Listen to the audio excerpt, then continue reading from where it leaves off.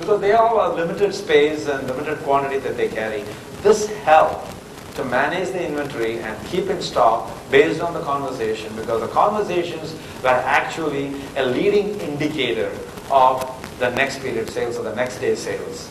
And by monitoring this on a second-by-second basis, on an hour-by-hour basis, on a day-by-day basis, we were able to guide them into what products they should stock. So this can also be used by any retailer to see what is the buzz about during the festival time, at Christmas time, or in here Diwali time, Pongal time, and all those things. You can do that. How did our statistical model function? What was the use for it? So prior to this, we had the actual transaction data by period sales data. If we were to project the sales as a status quo, this would be the green line.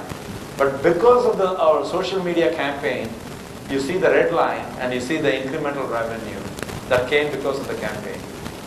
For a cost, the blue line, this much cost. For a campaign cost of this, you got the incremental revenue, so much.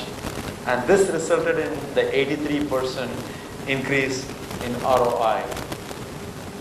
So that's, I mean, I left out the math here, but this is basically the message. The paper is available, it's forthcoming in all these journals, Store Management as well as this. Now I'm all yours to answer your questions in terms of, whatever you have. But thank you for listening to this patient.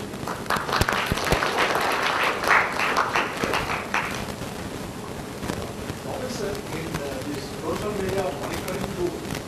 Now, you have any automated tool in place, and question B is that how do you filter the noise? First one, in terms of automated tool, we have our own software that we have written in PHP language, so that basically captures all the conversation that takes place. You can't, they have to opt in and you can monitor that. It's pretty much anywhere you can use it. So that platform is there, the tool is there. So if somebody wants to use it, all we have to do is lease the software for them at a very nominal cost. So that is not a cost. In terms of noise, we look for specific people talking about specific category, ice cream. So as a result, we do this, but to eliminate noise, we use the NLP, linguistic program, to see the words, what it is, whether it's positive or negative, wash out and do this.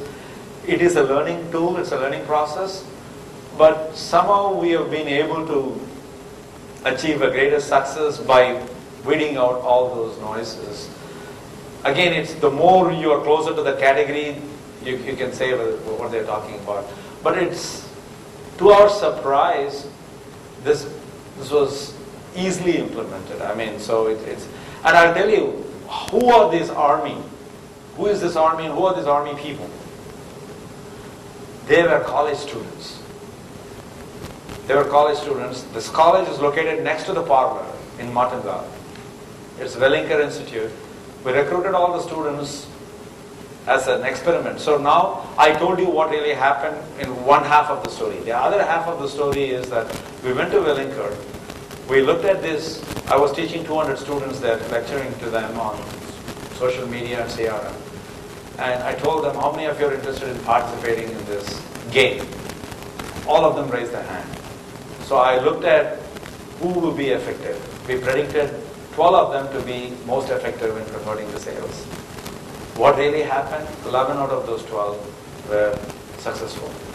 Why did the 1 out of 12 didn't turn out to be successful? Left the city. And that person went to Bangalore. When we had the campaign in Bangalore, that person enrolled in the Bangalore campaign. I was there 2 weeks ago, pleasantly surprised to see this person who came and said, I moved to Bangalore, now I'm part of this IMB Alliance University program, and this is what it is. So, yes, it is, it's all how do you monitor it and how do you identify this.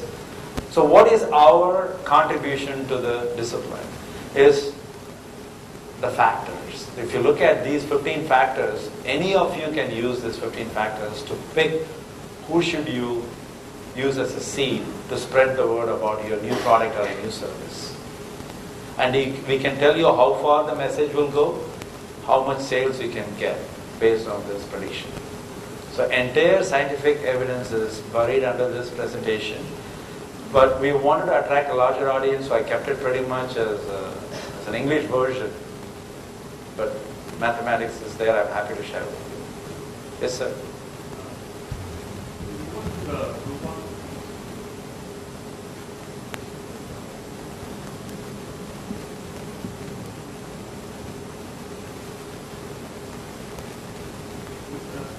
Which side? To the value over time. So is this over one Groupon discount coupon that we use? Yeah, only one time. Subsequently, there was no.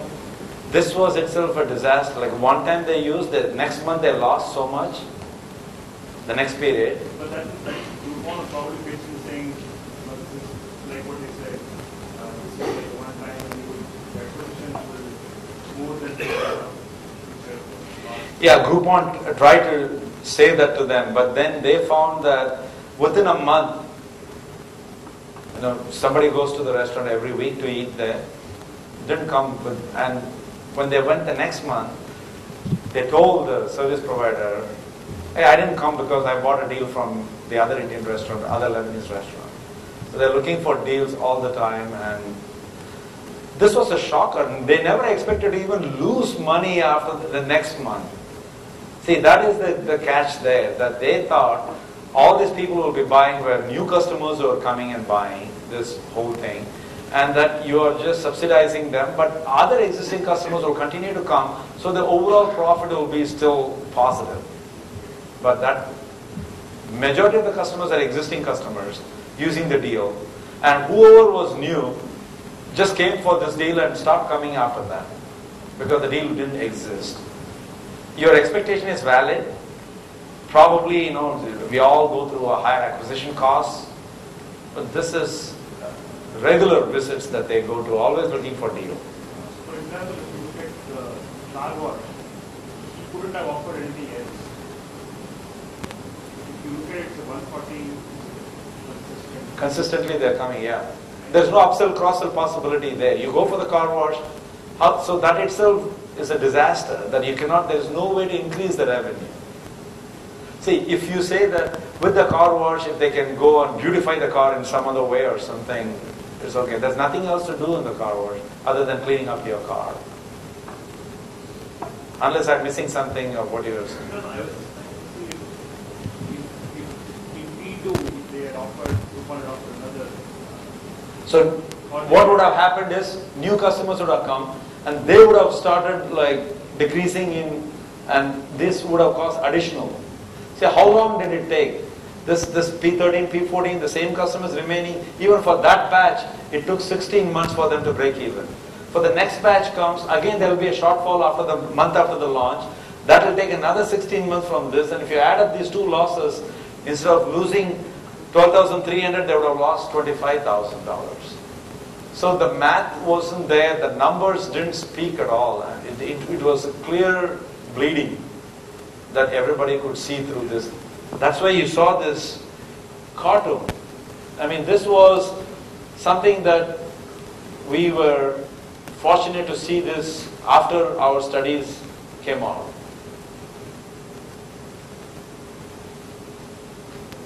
This is 2011, and there's marketunist.st.com basically saying that who they are kidding. This is, to them, this is well-known truth. But Groupon was, I'm using Groupon, okay, as an example. I'm not saying Groupon did this as an example.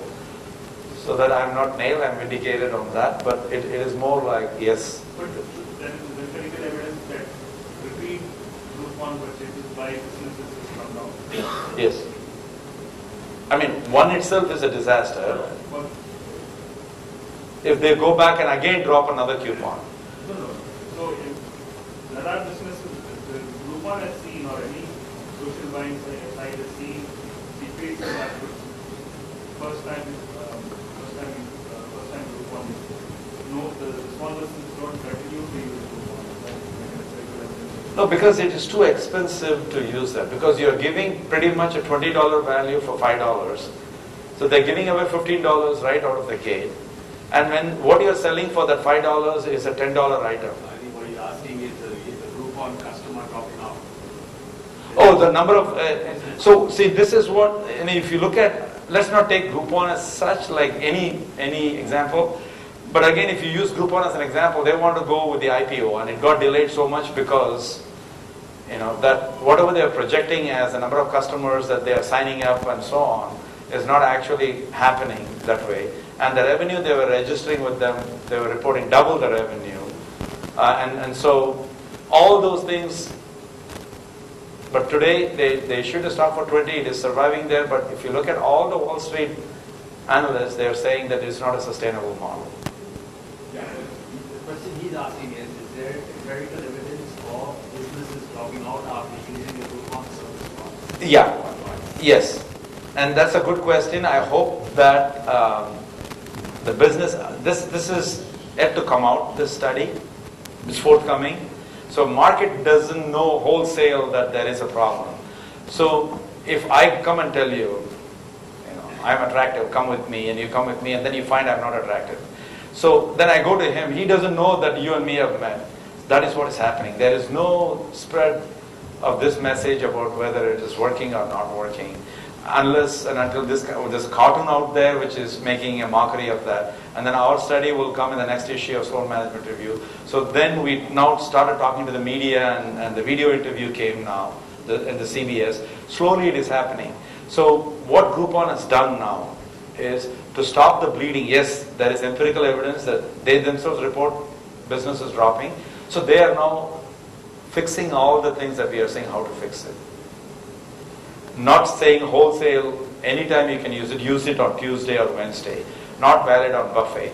Not valid on only this meal unless you buy a dessert and an appetizer. So that's the way they are now modifying it. Total market for these coupons has just shrunk. Well, I don't know whether it's tough to guess. Maybe it's expanded more because the businesses now realize they are not bleeding with this offer. Now it will shrink if the empirical evidence says they are bleeding. So if they stuck to the current model, there's no way they would have gone out of business. So they see. We personally wrote to a lot of the social coupon service providers asking them to change this.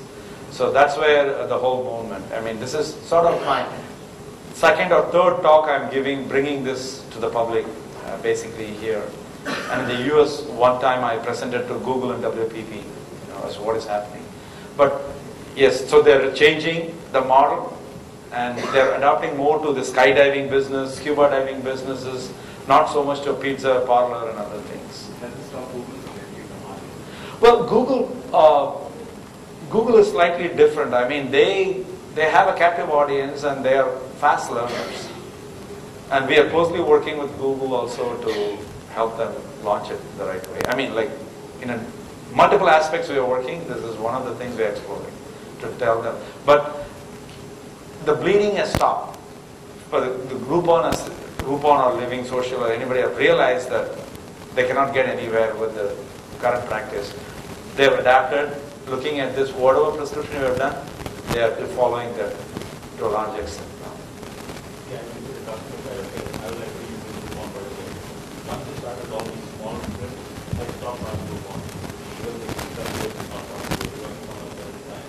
So, I think it's very far for a company to really work with Groupon. Right? So the Groupon has a fundamental that most companies will problem because customers we have to find where they start. Go to the store. Because it's a very difficult proposition. Someone I think is Yeah. customers are not seeing value in the model. My prediction is it will fail. It's doomed.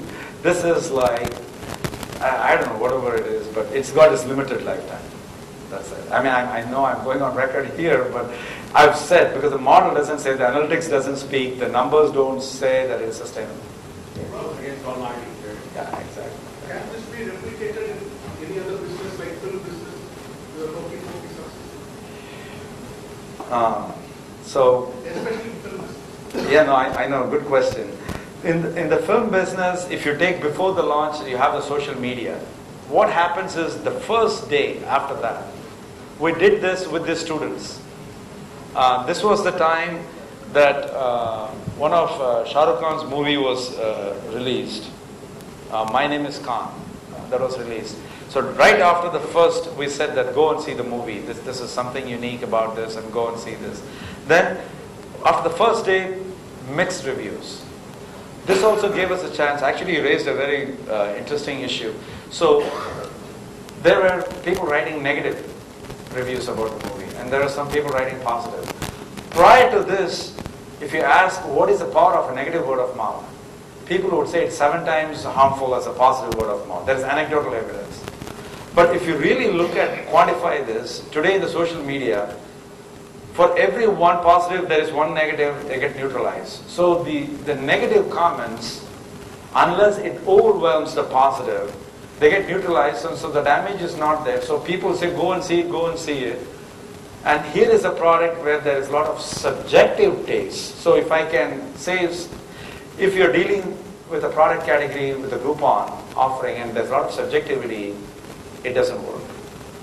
If there is an objective taste, yes, people say this ice cream really tastes good, it works. Because people cannot say, oh, you like that ice cream, I didn't like the ice cream. It's very rare that a good ice cream